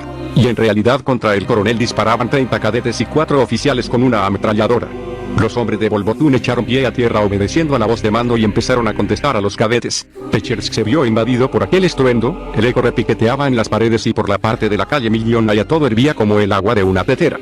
Y al instante, la acción de la gente de Bolbotún tuvo su reflejo en la ciudad. Los cierres de las tiendas de las calles Elizabetskaya, Vinogradnaya y Levasovskaya empezaron a caer con estrépito. Los alegres establecimientos quedaron ciegos. Las aceras se vieron desiertas al instante, con una desagradable sonoridad. Los porteros se dieron prisa en cerrar las casas. También en el centro de la ciudad tuvo aquello reflejo, empezaron a enmudecer los gallos en los teléfonos de los estados mayores. Desde la batería llaman al puesto de mando del grupo. Demonios, no contestan. Llaman desde el puesto de mando de los voluntarios al estado mayor del comandante en jefe, piden algo. Y la voz que responde balbucea una estupidez. ¿Llevan hombreras sus oficiales? ¿Por qué lo pregunta? Pío. Manden ahora mismo una sección a Pechersk. ¿Qué ocurre? pío. Por las calles se va extendiendo, Bolbotún, Bolbotún, Bolbotún, Bolbotún. Como se habían enterado de que era Bolbotún, y no otro. No se sabe, pero así era. ¿Acaso fuese porque a partir de las 12 entre los transeúntes y papanatas que de ordinario llenaban las calles habían aparecido ciertos tipos con abrigo de cuello de piel? Iban y venían y metían las narices en todo. Se quedaban contemplando con miradas largas y pegajosas a los cadetes y oficiales y murmuraban: «Va a venir Bolbotún». Lo decían sin la menor muestra de dolor. Todo lo contrario, en sus ojos se leía un claro gloria. «¡Gloria!», clamaban las colinas Pechersk. Empezaron a circular toda clase de disparates. «Bolbotún es el gran duque Mijail Alexandrovich». Nada de eso. Bolbotún es el gran duque Nikolai Nikolaevich. Bolbotún no es más que Bolbotún. Va a haber una matanza de judíos. No lo crea, todos van con brazaletes rojos. Será mejor irse a casa. Bolbotún está contra Petliura. Nada de eso, está a favor de los bolcheviques. Todo lo contrario, está a favor del zar, pero sin oficiales. ¿Se ha escapado el Edman? ¿Es posible? ¿Es posible? ¿Es posible? ¿Es pasible? ¿Es posible? ¿Es posible? Pío, pío, pío. Las patrullas de Bolbotún, al mando del capitán Galamba, entraron en la calle Millonaya, pero allí no había ni un alma. Y lo que son las cosas, en aquel momento se abrió una puerta y se dio de bruces con 5 jinetes nada menos que el famoso contratista Yakov Grigorievich Feldman. ¿Habría perdido el juicio, Yakov Grigorievich? ¿Qué necesidad tenía de haber salido a la calle cuando ocurrían tales cosas? Sí, el aspecto de Yakov Grigorievich era como el de una persona que ha perdido el juicio. El gorro de piel de nutria le bailaba en el cogote y ni siquiera se había abrochado el abrigo. Sus ojos no veían nada. Yakov Grigorievich Feldman tenía sus motivos para perder el juicio. En cuanto empezó el tiroteo frente a la escuela militar, en el claro dormitorio de su esposa resonó un gemido. Se repitió y todo quedó en silencio. «¡Ay!», contestó al gemido Yakov Grigorievich. Se asomó a la ventana y se convenció de que permanecer allí resultaba peligroso. El estrépito y el vacío lo llenaban todo. El gemido creció de nuevo y se clavó como un cuchillo en el corazón de Yakov Grigorievich. Su madre, una vieja cargada de espaldas, salió del dormitorio y gritó: «Yakov, ¿sabes? Ya». Las ideas de Yakov Grigorievich se centraron en un punto, en la esquina de la calle Millonaya, junto al solar donde en una casita de agradable aspecto había una placa de hierro oxidado con letras doradas: Saduraya. Comadrona. Salir a la calle Millonaya resultaba bastante peligroso, aunque era transversal y disparaban a lo largo, desde la plaza Pecherskaya hacia la bajada de Kiev. Se trataba de cruzar la calle de una carrera, nada más, con el gorro en el cogote y el espanto en los ojos. Yakov Grigorievich Feldman se pegó a la pared. «Alto, ¿a dónde vas?». Galamba se inclinó sobre la silla. La cara de Feldman se oscureció y sus ojos parecieron dar saltos. En ellos brincaban los verdes galones de los jinetes. «Soy un pacífico vecino, señor. Mi mujer está de parto. Voy a llamar a la comadrona». «¿A la comadrona? ¿Por qué tratabas de esconderte? Eres judío, ¿verdad?». «Yo, señor». La fusta cayó como una serpiente sobre el cuello de piel de nutria. Un dolor espantoso. Feldman lanzó un alarido. Su cara, de oscura que era, se volvió blanca. Entre las colas de los caballos creyó ver el rostro de su mujer. La documentación. Feldman sacó el billetero, tomó la primera hoja de papel que le vino a mano y de pronto se estremeció. Solo entonces había recordado. «¡Ay, Dios mío, Dios mío! ¿Qué había hecho? ¿Qué había sacado usted, Yakov Grigorievich?». Pero como iba a tener presente esa minucia al salir de casa, cuando en el dormitorio de su mujer no cesaban los nerviosos gemidos. ¡Ay de Feldman! Galamba se apoderó al instante del papel. Una hoja fina con un sello, nada más, pero en esa hoja se encontraba la muerte de Feldman. Se autoriza al portador, Yakov Grigorievich Feldman, la libre entrada y salida de la ciudad por asuntos relacionados con el abastecimiento de las unidades blindadas de la guarnición. También podrá circular después de las 12 de la noche. El jefe de abastecimiento, mayor general Illarionov. El ayudante, teniente Lechinsky. Feldman tenía con el general Kartusov la contrata de tocino y cebo para las piezas de artillería. Haz un milagro, Dios mío. He confundido el documento, señor capitán. Permítame. Te has confundido, dijo Galamba con una diabólica sonrisa. No te preocupes, no soy analfabeto, lo podré leer. Dios mío, haz un milagro. 11.000 rublos, tomadlo todo, pero dejadme la vida, dejádmela. No se la dejaron. Menos mal que Feldman tuvo una muerte fácil. El capitán de cosacos Galamba no podía entretenerse, por eso se limitó a descargar un sablazo sobre la cabeza de Feldman. 2. A costa de 7 hombres muertos, 9 heridos y 7 caballos fuera de combate, el coronel Bolbotún avanzó media versta, desde la plaza de Pechersk hasta la calle Resinovskaya, y allí volvió a detenerse. Los cadetes en retirada habían recibido refuerzos. Contaban con un coche blindado. La torpe y gris tortuga con sus torretas se arrastró a lo largo de la calle Moskovskaya e hizo 3 disparos sobre Pechersk, sin cesar de arrastrar su cola de cometa con un ruido que recordaba el de las hojas secas. Bolbotún mandó al instante echar pie a tierra, los caballos fueron retirados a un lugar protegido, los hombres se tumbaron en línea de tiradores sobre la nieve, previo un ligero repliegue hacia la plaza de Pechersk, y se entabló un desganado tiroteo. La Tortuga cerraba la calle Moskovskaya y disparaba de vez en cuando. Le secundaban un débil fuego por descargas de la fusilería de los hombres desplegados a la entrada de la calle Suborovskaya. Allí, entre la nieve, se encontraba la línea de tiradores a quienes el fuego de Bolbotún había hecho retroceder a Pechersk, con los refuerzos que habían recibido de la siguiente manera. RRRRRR. El primer grupo de voluntarios. Sí, al habla. Mandad inmediatamente 2 compañías de oficiales a Pechersk. Enterado. RRRRR. Ti. Y a Pechersk llegaron 14 oficiales, 4 cadetes, un estudiante y un actor del teatro de miniatura. Pero se entiende, una débil línea de tiradores no era suficiente, ni siquiera con el refuerzo de una tortuga. Las tortugas que debieron llegar eran 4, y de haberlo hecho puede decirse con seguridad que el coronel Bolbotún habría tenido que retirarse de Pechersk, pero no llegaron. Esto ocurrió porque el jefe del segundo coche del grupo de blindados de Letman, integrado por 4 excelentes máquinas, era nada menos que el famoso alférez Mikhail Semyonovich Spoliansky, que en mayo había recibido la Cruz de San Jorge de manos de Alexander Fyodorovich Kerensky. Mikhail Semyonovich era un hombre muy moreno y de mejillas afeitadas, que tenía un extraordinario parecido con Evgeny Onegin. Apenas había llegado de San Petersburgo cuando ya se dio a conocer en toda la ciudad. Se hizo famoso como excelente recitador en el Club Cenizas de sus propios versos Las Gotas de Saturno y como magnífico organizador de los poetas y presidente de la Orden Poética Magnitsky Triolet. Además, Mikhail Semyonovich no tenía rival como orador. Además sabía conducir coches tanto militares como de tipo civil. Además tenía amores con una bailarina del teatro de Musia Ford, y con cierta dama cuyo nombre, como caballero que era, no revelaba a nadie. Manejaba el dinero en abundancia y lo prestaba generosamente a los miembros de Magnitsky Triolet. Bebía vino blanco. Jugaba a los dados. Compró el cuadro Veneciana en el baño. Las noches las pasaba en la calle Khreshchatyk. Las mañanas en el café Bilboque. Las primeras horas de la tarde, en su confortable habitación del Hotel Continental, el mejor de la ciudad. Las últimas horas de la tarde, en el Club Cenizas. Al amanecer escribía un trabajo científico que pensaba titularlo Intuitivo en Gogol. La ciudad de Letman cayó 3 horas antes de lo debido a causa de que Mikhail Semyonovich, el 2 de diciembre de por la tarde, había manifestado en cenizas a Stepanov, Seyar-Slonik y Cheremsky, cabezas visibles de Magnitsky Triolet, lo siguiente: todos son unos miserables. Lo mismo el Letman que Petliura, pero Petliura, para colmo, es un bandolero. Aunque lo principal no es eso. Me siento aburrido porque hace mucho que no he tirado una bomba. Terminada la cena en cenizas, que pagó Mikhail Semyonovich, con su excelente abrigo de cuello de castor y sombrero de copa, salió a la calle en compañía de todo el Magnitsky Triolet y de un quinto, un personajillo algo bebido con un abrigo de piel de cabra. No era mucho lo que Spoliansky sabía de él. Primero, que estaba enfermo de sífilis. Segundo, que había escrito unos versos contra Dios que él, Mikhail Semyonovich, muy relacionado en los medios literarios, había conseguido hacer publicar en una colección de poesías que se editó en Moscú. Y tercero, que se llamaba Rusakov y su padre era bibliotecario. El sifilítico lloraba embutido en su piel de cabra al pie de una farola eléctrica de la Khreshchatyk y agarrado a las mangas del abrigo de Spoliansky, decía: Spoliansky, tú eres el más fuerte de esta ciudad, que se está pudriendo lo mismo que yo. Eres tan bueno que se te puede perdonar hasta tu espantoso parecido con Onegin. Oye, Spoliansky, el parecerse a Onegin resulta una inconveniencia.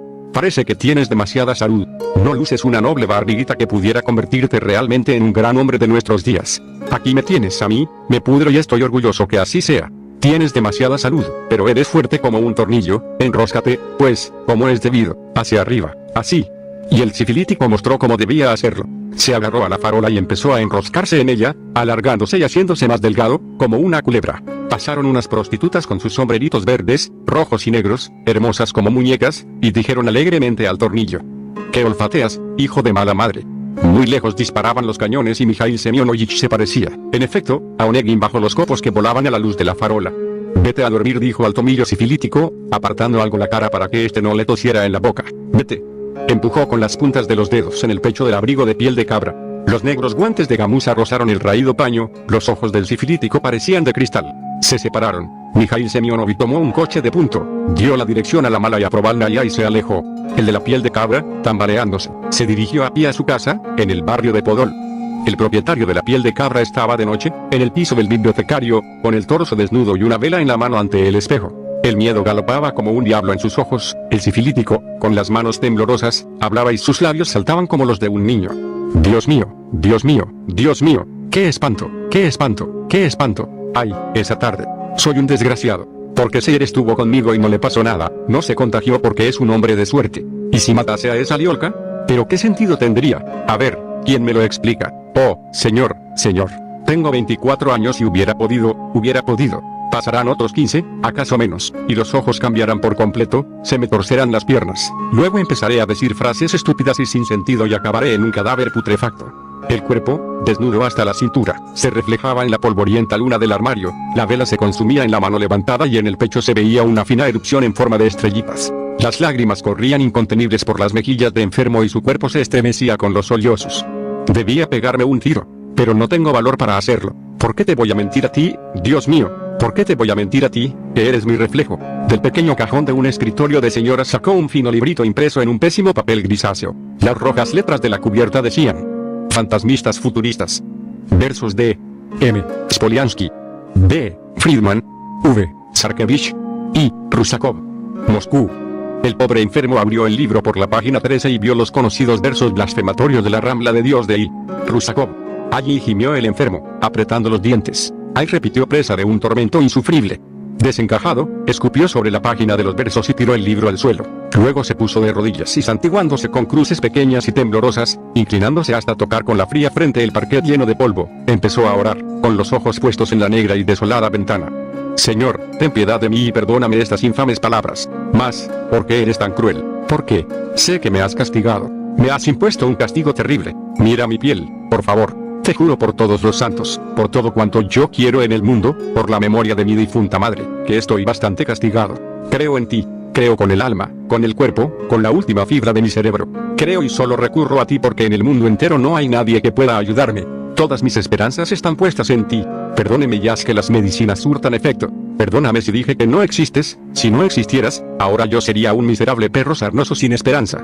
Pero soy persona y soy fuerte solo porque tú existes y en cualquier momento puedo recurrir a ti suplicando tu ayuda. Creo que oirás mi ruego, me perdonarás y me curarás. Sáname, Señor, olvida la infamia que escribí en un acceso de locura, cuando estaba borracho, bajo los efectos de la cocaína. No permitas que me pudra y te juro que volveré a ser persona. Dame fuerzas, líbrame de la cocaína, líbrame de la debilidad de espíritu y líbrame de Mikhail Semyonovich Spoliansky. La vela se consumía, la habitación se enfriaba, ya de madrugada la piel del enfermo se cubrió de menudas ampollitas y su espíritu se sintió muy aliviado. Mikhail Semyonovich Spoliansky pasó el resto de la noche en la calle Malaya Provalnaya, en una espaciosa pieza de techo bajo y un viejo retrato en el que veía unas charreteras, descoloridas por el tiempo, de los años 40. Sin chaqueta, en mangas de camisa una fina camisa blanca, sobre la que lucía un negro chaleco muy abierto, permanecía sentado en un pequeño sillón y decía a una mujer de cutis pálido y mate: Verás, Julia, lo tengo decidido. Me voy a ir con esos canallas. Voy a ingresar en el grupo blindado de Redman.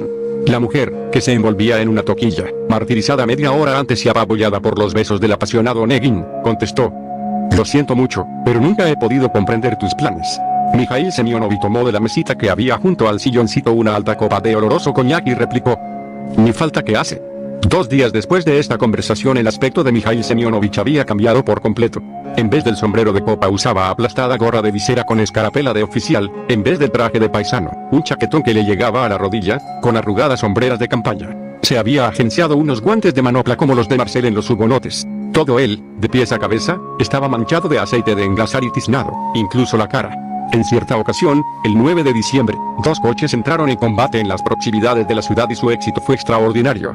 Se arrastraron una veintena de verstas por la carretera y bastaron unos disparos de las piezas de 3 pulgadas y unas ráfagas de ametralladora para que la gente de Petliura levantase el campo. El alférez Straskevich, un mozo de coloradas mejillas y muy entusiasta, jefe del 4.º coche, juró a Mikhail Semyonovich que si las 4 unidades intervenían juntas, eran capaces de salvar la ciudad. Esto fue el 9 por la tarde, y el 11, en un grupo en el que se encontraban Schur, Kopilov, los apuntadores, 2 choferes y el mecánico, Spoliansky, que estaba de guardia, habló así: Veréis, amigos, hay algo muy importante que debemos preguntarnos, si hacemos bien en defender a Ledman. En sus manos no somos más que un peligroso juguete con cuya ayuda impone la más negra reacción. ¿Quién sabe? ¿Acaso el choque de Petliura con el Ledman sea algo históricamente necesario y de ese choque deban hacer una tercera fuerza, la única acertada? Los oyentes adoraban a Mikhail Semyonovich por la misma razón que le adoraban los del Club Cenizas, por su excepcional elocuencia. ¿De qué fuerza se trata?, preguntó Kopilov, dando una chupada al cigarrillo. Schur, un rubio inteligente y ancho de hombros, hizo un guiño, señalando hacia el nordeste. Charlaron un rato todavía y cada uno se fue por su lado. Este mismo grupo se volvió a reunir con Mikhail Semyonovich el 12 de diciembre, detrás de los garajes. No se sabe de qué hablaron, pero lo cierto es que la víspera del 14, cuando en los garajes del grupo estaban de guardias Schur, Kopilov y el chato Petrukin, Mikhail Semyonovich se presentó con un voluminoso paquete de papel de estraza. Schur le dejó pasar al garaje, apenas iluminado por la roja llama de una improvisada lamparilla. Kopilov, con un gesto bastante familiar, señaló el paquete y preguntó: ¿azúcar? Ajá, contestó Mikhail Semyonovich. Encendieron una linterna, cuya luz empezó a ir y venir entre los coches, como un ojo. Mikhail Semyonovich y el mecánico querían dejarlos a punto para la acción que al día siguiente les esperaba. La causa de todo aquello residía en la orden por escrito del jefe del grupo, Capitán Plesko. El día 14, a las 8 de la mañana, los 4 coches deberán salir con dirección a Pechersk. Los esfuerzos conjuntos de Mikhail Semyonovich y el mecánico para preparar los coches con vistas al combate dieron un extraño resultado. Los 3 blindados, el cuarto estaba en la línea de fuego, al mando de Straskevich, en perfectas condiciones la víspera, no pudieron moverse, como si les hubiera atacado una parálisis. Nadie podía entender lo que les había sucedido. Se había atascado algo en la bomba y por mucho que soplasen no conseguían hacer arrancar los motores. Por la mañana, en el confuso amanecer, a la luz de las linternas, reinaba una amarga confusión. El capitán Plesko, pálido, miraba a los lados como un lobo y reclamaba la presencia del mecánico. Empezaron las catástrofes. El mecánico había desaparecido. Resultó que, contrariamente a lo dispuesto, en el grupo de blindados no se tenían sus señas. Corrió el rumor de que había caído repentinamente con tifus. Esto era a las 8 y a las 8:30 una nueva calamidad vino a abrumar al capitán Plesko. El alférez Poliansky, que a las 4 de la mañana, después de andar con los coches, había salido hacia Pechersk en una motocicleta conducida por Schur, no volvió a su puesto. La motocicleta había llegado hasta Verkhnaya Telika, y aunque Schur trató de contener a Poliansky, insistiendo en que no hiciera una locura, el alférez, cuya intrepidez era conocida por todo el personal del grupo, dejó a Schur y con una carabina y una granada de mano se había ido él solo, en plena noche, a hacer un reconocimiento por la vía férrea. Schur había oído disparos. Estaba completamente seguro de que una patrulla enemiga había llegado hasta Telika y al tropezar con Poliansky le había dado muerte en desigual combate. Schur esperó al alférez 2 horas, aunque este le había ordenado que no esperase más que una. Luego debía volver al grupo, tratando de no poner en peligro su persona ni la motocicleta matrícula. Después de lo que Schur contó, aumentó la palidez del capitán Plesko. Los pájaros del teléfono cantaban sin cesar desde los estados mayores de Ledman y del general Kartusov, exigiendo la salida de los blindados. A las 9 regresó de la línea de fuego el rubicundo y entusiasta Straskevich, y parte de sus colores se trasladaron a las mejillas del jefe del grupo.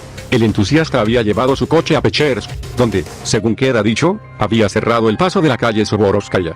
A las 10 de la mañana la palidez ya no abandonaba la cara de Plesko. Habían desaparecido 2 apuntadores, 2 choferes y un ametrallador. Todos los intentos de poner en marcha los coches habían sido vanos. Schur, a quien el capitán Plesko había mandado en la motocicleta a la línea de fuego, tampoco regresó. Se comprende, la motocicleta, pues no podía volver por sí sola. Los pájaros de los teléfonos empezaban a amenazar. Conforme el día clareaba, más milagros se producían en el grupo. Desaparecieron los artilleros Dubán y Maltsev y otro par de ametralladores. Los blindados habían adquirido un aspecto enigmático, permanecían abandonados entre un mar de tuercas, llaves inglesas y cubos. Y al mediodía desapareció el propio jefe del grupo, capitán Plesko. 3. Los extraños traslados y reajustes, ya debidos a la marcha espontánea de los combates, ya relacionados con la llegada de ordenanzas y con el piar de las cajas de los estados mayores, llevaron durante 3 días a la unidad del coronel Naiturs por los nevados campos de los alrededores de la ciudad, desde Krasny Trakyr hasta Serebrianka, en el sur, y hasta Postbolinsk, en el sudoeste. La tarde del 14 de diciembre la llevó de vuelta a la ciudad, a un cuartel abandonado y con la mitad de los cristales rotos. La unidad del coronel Naiturs no se parecía a ninguna otra. A todos cuantos la veían les llamaba la atención sus botas de fieltro. Al comienzo de los 3 últimos días contaba con unos 150 cadetes y 3 alféreces. En las primeras fechas de diciembre compareció ante el jefe del primer grupo de voluntarios, mayor general Blokhin, un oficial de estatura mediana, moreno, recién afeitado y con ojos de luto. Llevaba insignias de coronel de húsares y se presentó como coronel Naiturs. Había mandado el segundo escuadrón del antiguo regimiento de húsares de Belgrado. Los ojos de luto de Naiturs miraban de tal modo que cualquiera que se encontrase con aquel coronel, ligeramente cojo y con la descolorida cinta de la Cruz de San Jorge en su simple capote de soldado, se veía obligado a prestarle la mayor atención. Después de una breve conversación con él, el mayor general Blokhin le encomendó la formación del segundo grupo de voluntarios. Todo debía quedar acabado para el 13 de diciembre. Los trabajos de organización, pasmosamente, terminaron el 10, y ese mismo día el coronel Naiturs, siempre muy parco en palabras, manifestó brevemente al mayor general Blokhin, agobiado por las llamadas telefónicas de los estados mayores, que podía entrar en combate con sus cadetes inmediatamente, pero a condición de que todo su destacamento de 150 hombres recibiese gorros de piel y botas de fieltro, sin lo que él, Naiturs, consideraba completamente imposible hacer la guerra. El general Blochin, después de escuchar al gangoso y lacónico coronel, le entregó de buen grado una orden para la sección de intendencia, aunque advirtiéndole que probablemente no podría recibir nada antes de una semana, porque en las secciones de intendencia y en los estados mayores la desorganización y el desorden eran increíbles. El gangoso Naitur se hizo cargo del papel, se dio un tirón de la guía izquierda de su bigotillo, como tenía por costumbre, y sin volver la cabeza ni a la derecha ni a la izquierda, cosa que no podía hacer, porque después de una herida en el cuello se le había quedado paralítico y para mirar a los lados tenía que volver todo el cuerpo. Se retiró del despacho del mayor general Blochin. En el cuartel de sus voluntarios, situado en la calle del Bob, Naitur tomó consigo a 10 cadetes, no podríamos decir por qué les hizo llevar sus fusiles y 2 carros, y se dirigió con ellos a la sección de intendencia. En esta sección, que ocupaba un espléndido palacete de la calle Bulvarno-Kudryavkaya, el coronel Naitur fue recibido en un confortable despacho, en el que había un mapa de Rusia y un retrato de la zarina Alejandra Fyodorovna con su uniforme de la Cruz Roja, por el teniente general Makuskin, un hombre pequeño, con extrañas manchas rojas en las mejillas, vestido con una chaquetilla gris por la que asomaba una camisa muy limpia, cosa que le daba un gran parecido con Miliutin, el ministro de Alejandro I. Apartándose del teléfono, el general preguntó a Nai con voz infantil que recordaba el sonido de un pito de barro: ¿qué se le ofrece, coronel? Salimos ahora mismo, contestó lacónicamente Nai. Necesito con toda urgencia botas de fieltro y gorros de piel para 200 hombres. Dijo el general, mordiéndose los labios y arrugando entre las manos la petición que Nai le había presentado. Verá, coronel, hoy no se los puedo dar. Estamos fijando las fechas en que las unidades podrán ser abastecidas. Tenga la bondad de volver dentro de 3 días, y de todos modos, esa cantidad no se le podrá dar. Colocó el documento que Naitur le había entregado en un lugar visible, bajo un pisapapeles que representaba a una mujer desnuda. Botas de fieltro, replicó monótonamente Nai, y bajando la vista hacia su nariz miró el lugar donde estaban las punteras de sus botas. ¿Cómo?, preguntó el general, que no habría comprendido, y clavó sus ojos extrañados en el coronel. Deme las botas de fieltro ahora mismo. ¿Qué es eso?, gritó el general, con los ojos desorbitados. Nai se volvió hacia la puerta, la entreabrió y dijo, asomándose al templado pasillo del palacete: sección. El general palideció hasta ponerse gris, su mirada fue de la cara de Nai al teléfono, de allí a la imagen de la Virgen que había en un rincón, y de nuevo a la cara de Nai. En el pasillo se oyó un ruido de armas y en la puerta aparecieron unas rojas gorras de cadetes y unas negras bayonetas. El general trató de incorporarse de su blando sillón. Es la primera vez que oigo algo semejante. Esto es un motín. Firme la orden, excelencia, dijo Nai. No tenemos tiempo, dentro de 1 hora nos ponemos en marcha. Dicen que el enemigo está a las puertas de la ciudad. ¿Cómo? ¿Qué es eso? Rápido, añadió Nai con una voz de funeral. El general, con la cabeza metida entre los hombros y los ojos desorbitados, sacó el papel de debajo de la mujer desnuda y con mano temblorosa, echando un borrón, escribió en un ángulo: entréguese. Nai tomó el papel, lo guardó en la bocamanga de su capote y dijo a los cadetes, que habían ensuciado toda la alfombra: cargad las botas, rápido. Los cadetes se retiraron haciendo sonar las culatas de los fusiles contra el suelo. Nai se detuvo un momento. El general le dijo congestionado: ahora mismo voy a llamar al estado mayor del comandante en jefe para pedir que lo sometan a juicio sumarísimo. Esto. Trate de hacerlo, replicó Nai, y tragó saliva. Trate de hacerlo y verá lo que pasa. Echó mano a la culata de la pistola, que asomaba de la funda desabrochada. El general se hizo atrás, incapaz de pronunciar ni una palabra. Telefonea, viejo estúpido, dijo de pronto a media voz Nai. Te meteré una bala en la cabeza y estirarás la pata. El general se derrumbó en el sillón, con el cuello congestionado, aunque su cara quedó del color de la tierra. Nai dio la vuelta y se dirigió hacia la puerta. El general siguió inmóvil varios segundos en el sillón de cuero, luego se santiguó, vuelto hacia el icono, tomó el teléfono, lo llevó al oído, oyó un sordo e íntimo central punto. Inesperadamente sintió ante él los funerarios ojos del gangoso húsar, dejó el teléfono y se asomó a la ventana. Los cadetes se movían con gran prisa en el patio, sacando por la negra puerta del almacén los grises fardos de las botas de fieltro. Sobre el negro fondo se destacaba la cara del soldado encargado del almacén, estupefacto y con el papel en la mano. Nai se encontraba junto a los carros, con las piernas muy abiertas, y no apartaba de él la vista. El general tomó con mano débil de la mesa el periódico del día, lo desplegó y leyó en la primera página: en el río Irpen, escaramuzas con patrullas del enemigo que trataban de entrar en Sviatosino. Tiró el periódico en voz alta. Malditos sean el día y la hora en que me metí en estos líos. Se abrió la puerta y entró un capitán, ayudante del jefe de intendencia. Se parecía mucho a un hurón sin rabo. Miró expresivamente los rojos pliegues del cuello del general y dijo: permítame, señor general. Verá, Vladimir Fyodorovich, le interrumpió este jadeando y mirando a un lado y a otro con ojos angustiados. Me siento mal. No sé lo que me pasa. Me voy a casa. Tenga la bondad, quédese al tanto de todo esto. A sus órdenes, contestó el hurón, mirándole con ojos curiosos. ¿Pero qué hacer? Nos piden botas de fieltro del 4º grupo y de artillería de montaña. ¿Ha dispuesto usted la entrega de 200 pares? Sí, contestó el general con voz estridente. Sí, lo he dispuesto. Yo mismo, lo he dispuesto. Es un caso excepcional. Van a salir de un momento a otro al frente. Sí, a la línea de fuego. Sí. Unas curiosas lucecitas brillaron en los ojos del hurón. Solo hay 400 pares. ¿Y qué le voy a hacer? ¿Qué? Gritó el general con voz ronca. ¿Es que puedo parirlos? ¿Puedo parir botas de fieltro? Si alguien pide algo, déselo. 5 minutos después el general McCuskey era conducido a casa en un coche de punto. En la noche del 13 al 14, el muerto cuartel del callejón de Brest-Litovsk volvió a la vida. En la enorme y embarrada sala ardían las lágrimas eléctricas en las paredes, entre las ventanas durante el día los cadetes habían estado subidos a los postes, tendiendo unos cables. Había 150 fusiles en pabellón y los cadetes dormían amontonados en los sucios camastros. Nighthurst, sentado ante una mesa de pino llena de trozos de pan, de platos con restos de gachas, cartucheras y cargadores, examinaba el plano de la ciudad. Una pequeña lámpara de cocina lanzaba un haz de luz sobre el pintado papel, en el que el Dnieper parecía un retorcido y seco árbol azul. Hacia las 2 de la noche se sintió dominado por el sueño. Dio varias cabezadas sobre el piano, como si quisiera mirarlo más de cerca. Finalmente llamó a media voz. «Cadete». «A sus órdenes, señor coronel», contestaron junto a la puerta, y el cadete se acercó a la lámpara haciendo crujir sus botas de fieltro. «Me voy a acostar», dijo Nay. «Me despertará dentro de 3 horas. Si se recibe un telefonema, llame al alférez Sarov. Si hace falta, él me despertará».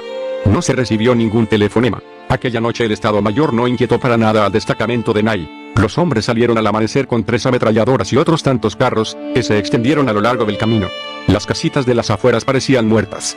Pero cuando el destacamento llegó a la ancha calle del Politécnico, encontró cierto movimiento. En las primeras luces del amanecer pasaban con estrépito los furgones y se veía algún gorro de piel gris. Todos seguían la dirección opuesta, retrocedían a la ciudad, y esto produjo cierto temor en la unidad de Nay. Se hacía de día de manera lenta, pero segura, y sobre los jardines de las casas de campo y la carretera, de nieve aplastada y revuelta, se iba levantando y dispersando la niebla. Desde entonces hasta las 3 de la tarde, Nay estuvo ante el Politécnico, porque, a pesar de todo, un cadete de su servicio de enlace le había traído, montado en un cochecillo de 2 ruedas, una orden escrita a lápiz. Deberá proteger la carretera del Politécnico y si el enemigo aparece, presentar combate.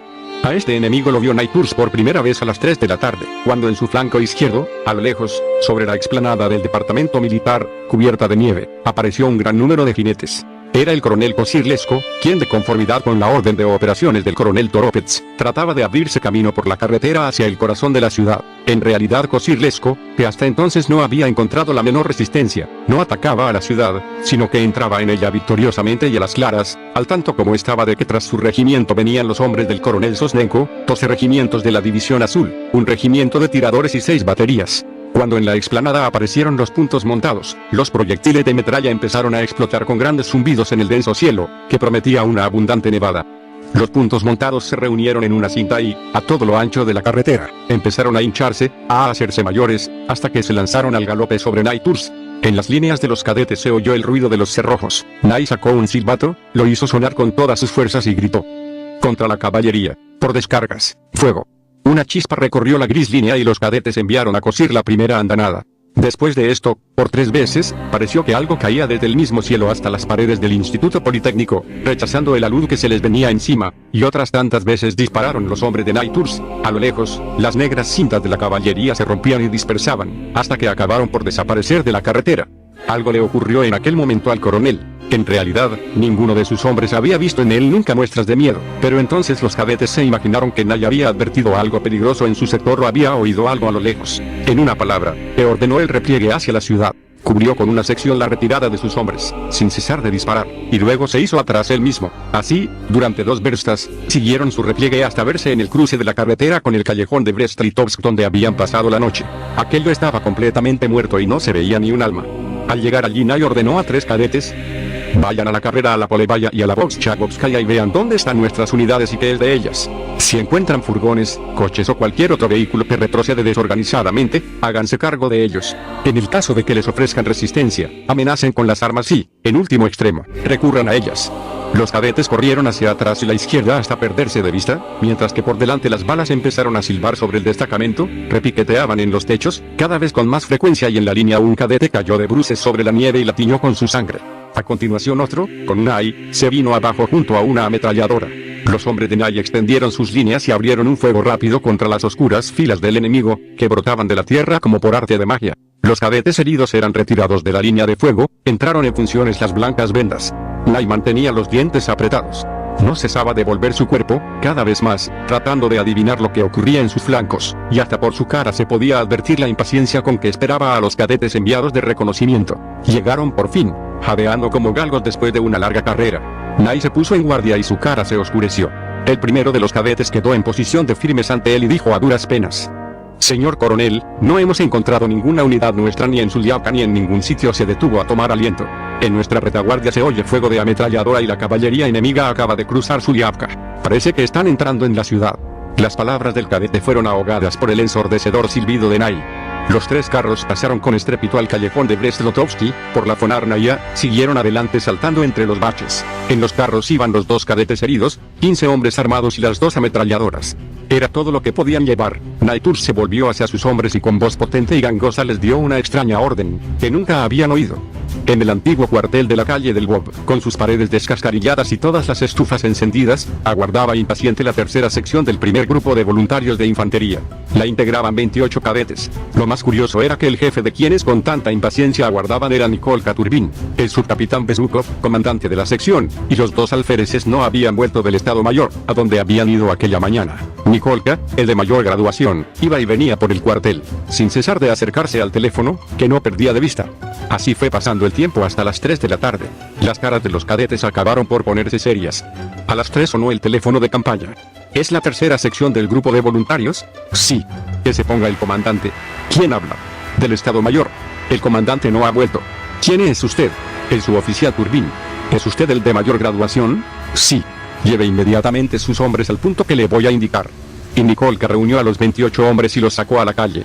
Alexei Vasilievich durmió hasta las 2 como un tronco.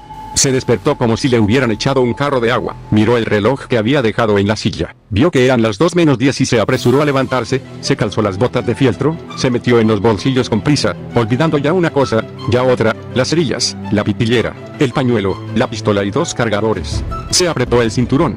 Luego recordó algo, pero vaciló antes de hacerlo. Le parecía vergonzoso y cobarde, aunque sin embargo lo hizo. Sacó de la mesa su documentación de médico civil. Le dio vueltas en la mano y decidió llevarla consigo. Mas en aquel momento lo llamó Elena y la dejó olvidada sobre la mesa. «Escucha, Elena», dijo Turbin nervioso mientras se apretaba aún más el cinturón. Un desagradable presentimiento le oprimía el corazón y sufría al pensar que su hermana se iba a quedar sola con Aniuta en el espacioso piso. «No hay otro remedio. ¿Debo ir? Espero que no me pasará nada. El grupo saldrá todo lo más a las afueras de la ciudad y yo me encontraré en sitio seguro. Dios cuidará de Nikolka. Esta mañana oí que la situación era algo seria, pero rechazaremos a Petliura. Bueno, adiós, adiós».